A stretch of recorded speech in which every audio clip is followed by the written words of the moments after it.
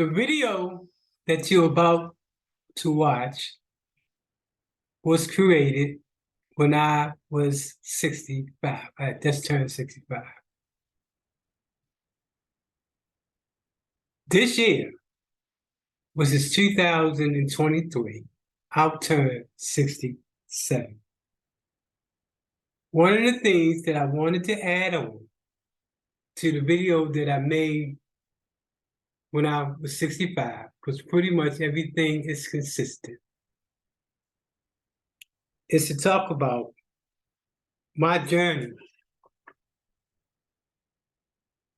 and working with poor communities to empower themselves. I have interacted with over 1,000 community fighters since my journey began from around the nation. Community fighters that wanted to make a change in their community and step up to the plate by creating a nonprofit. From the mother who lost her son to street violence, to the father who lost his wife to cancer. This is a reminder. Drink water.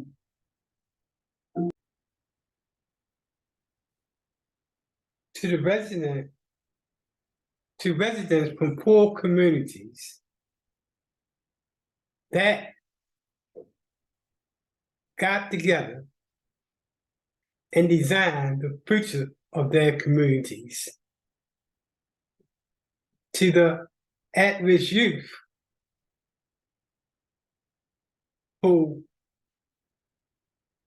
are designing their own pathway to success, to so many great people who are out there fighting a battle to change their community. From the mother whose income is limited,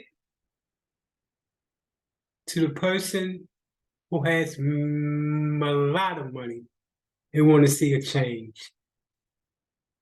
These great people I've had the pleasure of working with and providing them with the tools necessary to create their dream of their nonprofit that they consider to be the change that they want to see in society. So let's go to the video.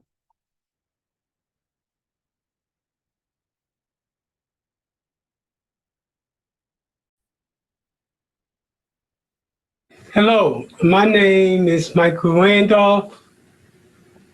Today I turn 65 and I have a story to tell. I was born in Baltimore, specifically the Sandtown Winchester community, West Baltimore, in Baltimore City. I didn't grow up poor. I grew up damn poor. I grew up in a one-block neighborhood called Collette Street. It was known as an alley street. Some people call it Clayton Place. I've seen so many people killed in that neighborhood. Well, Collette Street is gone now and it's been rebuilt. But I remember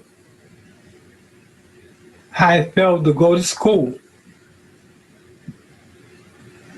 with tennis shoes that had holes in it, and your moms will put cardboard in it in order for you to go to school. She taught us to be proudful. In my neighborhood, We dealt with roach infestation, rat infestation. In the basement where I grew up in, it was dirt. So you can imagine having to go all the way down to the basement. Keep in mind, this is Baltimore City. And the basement was dirt. So when you go in there, you're walking in dirt to get to the bathroom. And it stayed cold all the time. I remember when the heater was turned on and the oil that was in the air. I don't even think I understood what pool was until I was older because my mother did such a good job. She was a single mom. She worked on the railroad. And she did what she had to do to make sure me and my other brothers and sisters survived. In my community, people treat you like you are second-class citizens.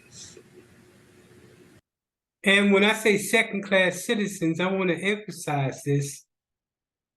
This flow from the way people teach you from the agencies that you have to interact with to the employment opportunities that you have to the whole narrative when folks are considered by the zip code that they come from and not by the character or contents of who they are. This is what I mean by second-class citizen. Ask the average poor person and they can tell you when they have to interact with agencies and things of that nature.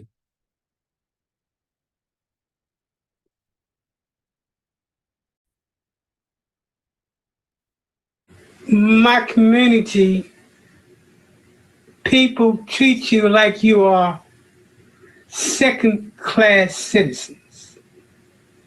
And because it's true. Depending upon your zip code, depending upon the way you talk, people judge you accordingly in second-class status. I remember when my moms will fight for us because of one situation or another, and how she had a sixth grade education, and she wasn't the best articulator, but she was a strong black mother. And how the general society, especially those of the elite, those who are the game keepers that decide what should and what shouldn't go into a neighborhood, those type of folks would always look down upon her. In my heart, I would always say, when I grow up, I'm gonna create a situation in which the people who live in the poorest of the poorest of neighborhoods are given the value just like any other group of people. Your income or social status in life should not determine your wealth.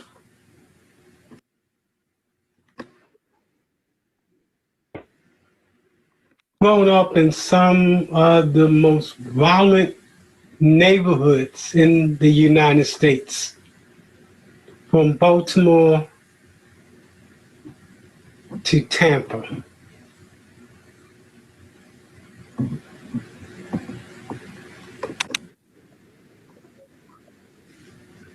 I witnessed my first dead body when I was age 11 to 12.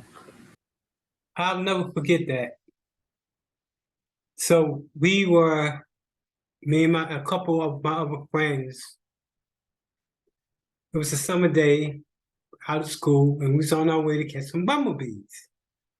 We had our little soda bottles that we used in order to catch bumblebees.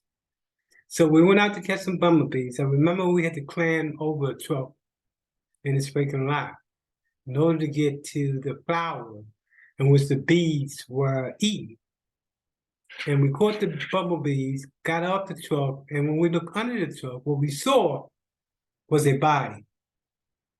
The body was the body that had been there for a while. The body had no face, and the stomach was had blown all the way up as if the person was pregnant. That's how long the person was under there, and there was no skin on the person. So you can imagine that was the first time that I saw a dead body. I witnessed my first actually seeing a person killed at age 13 or 14. My brother was shot twice. The first time he made it. The second time he died. So when I say up close and personal violence, my mother, who was at the time in her late 50s to 60s, was shot in the back when she was trying to save my little nephew, who was age 7, during a shootout, and which she had nothing to do with. But for the grace of God, she survived.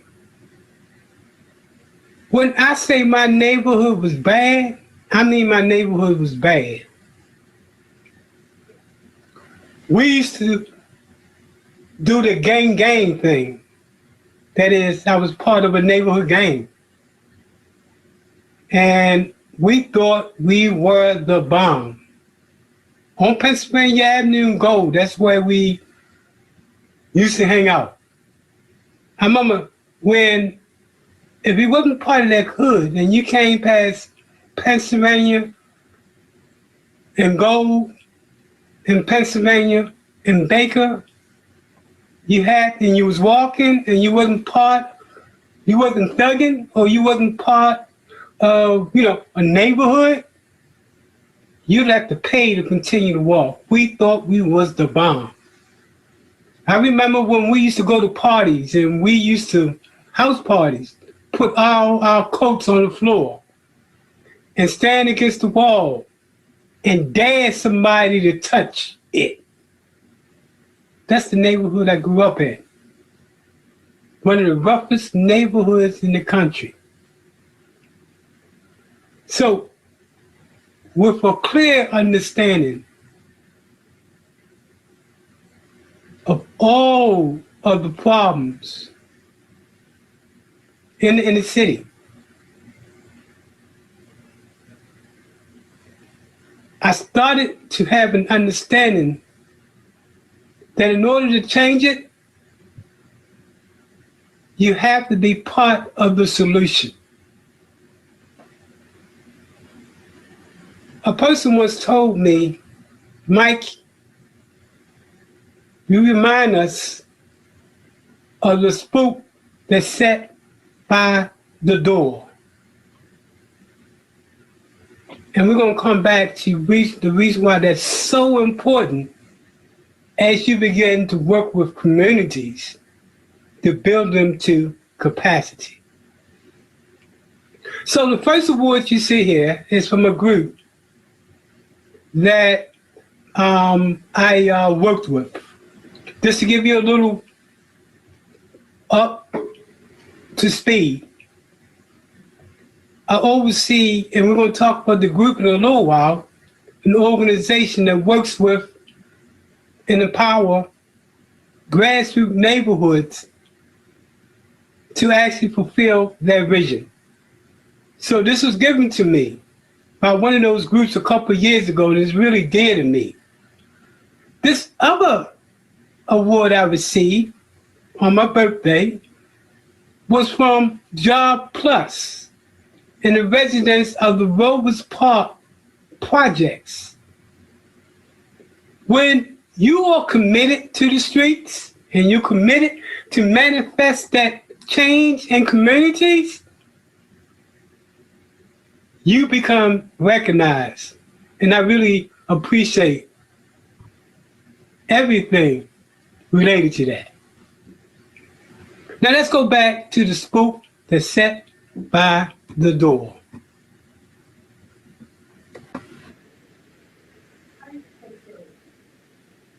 You must curate your own value or someone else will. From Sandtown, Baltimore, to Tampa, Florida, I've been trained by some of the brightest minds in the country on neighborhood transformation. From Ivy League institutions to lenders, investors, developers, and other think tank individuals and other professionals in the field on how to transform the community. I was trained on how to do the money deal in order to create on scale projects that enhance the quality of the community. Even to today, I remain in one of the most violent communities in the country here in Tampa, Florida, in Rovers Park. Even here, violence having escaped me a couple weeks ago. More, maybe a couple months ago, there was a bullet that hit part of my window, kitchen window, down the bottom. Didn't come through or penetrate. But it was as a result of a situation in which someone was spraying the neighborhood with a AK something. It was a machine gun. Have you ever tried to dance around bullets? Have you ever heard when that type of machine gun goes off, when it go pee, pee, pee, pee, pop, pop, pop, pop? You don't know which way to run. Eventually I hit the floor. But I'm only trying to say that I understand what it means to live in the most violent neighborhoods in America. That's what led me to start the Center for Nonprofit and Community Development, to give voice to the voiceless. In most communities, especially when you're a grassroots group, the elite determines what should or shouldn't be. The gatekeepers, those who are in authority. And a lot of times, those people that can actually create the change that people consider second-class people are not given an opportunity to make change in that neighborhood. That's why I'm committed. See, old school is poor people are big business. And businesses make money on poor people mind, poor people pain. Time after time after time after time. From Model City up to now, programs come into the community, but pretty much the community remain the same. New School. New School is based on working with communities so that poor people are developing, designing, funding, planning, implementing, and controlling its own plan to create its own business as a community. 65 years ago, I was born. 65 years ago, I was born to one of the most violent and poorest communities in the nation. 65 years today, I'm working to change the narrative, not from a perspective of emotion, but a best practice, evidence-based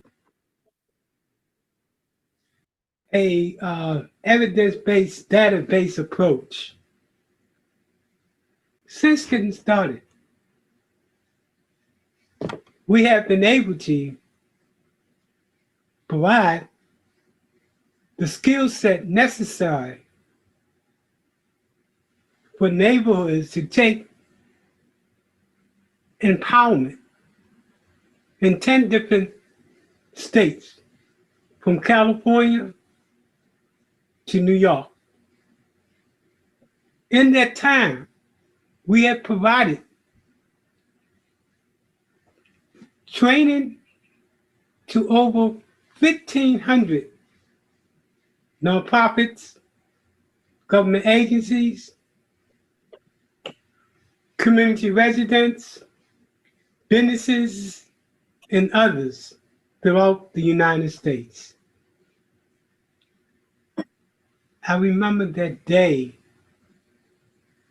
and looking in my mother's eyes and looking at those people that thought they was better than her, that when I grow up, I'll be committed to creating a change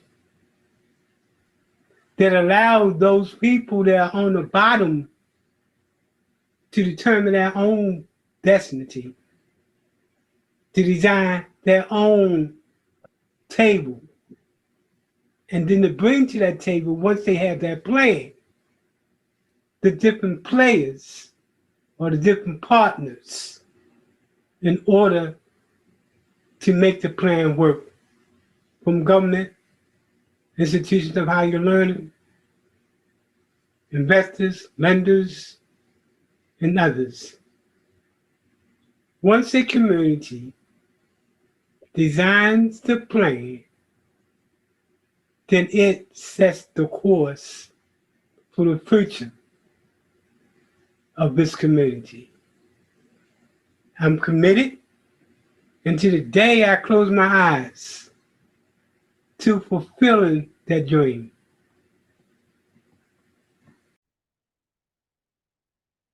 And thank you, Mike, for what you do in the community and keeping us on top of a lot of issues that's going to go around. So we really appreciate your advocacy as well, man.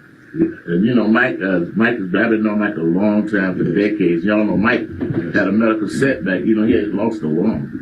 And we thought we was going to lose Mike one year. Yeah. We thought we was going to lose Mike. Yeah. And Mike has come back, and he is one of the most dedicated people. You may not hear and understand him, but he's a very smart guy. He's one of the best consultants when it comes to consulting on economic development and community, including crime in the United States. People don't realize that. We're glad to have Michael Randolph with the West Hampton CDC. And thank you, Mike. You're right.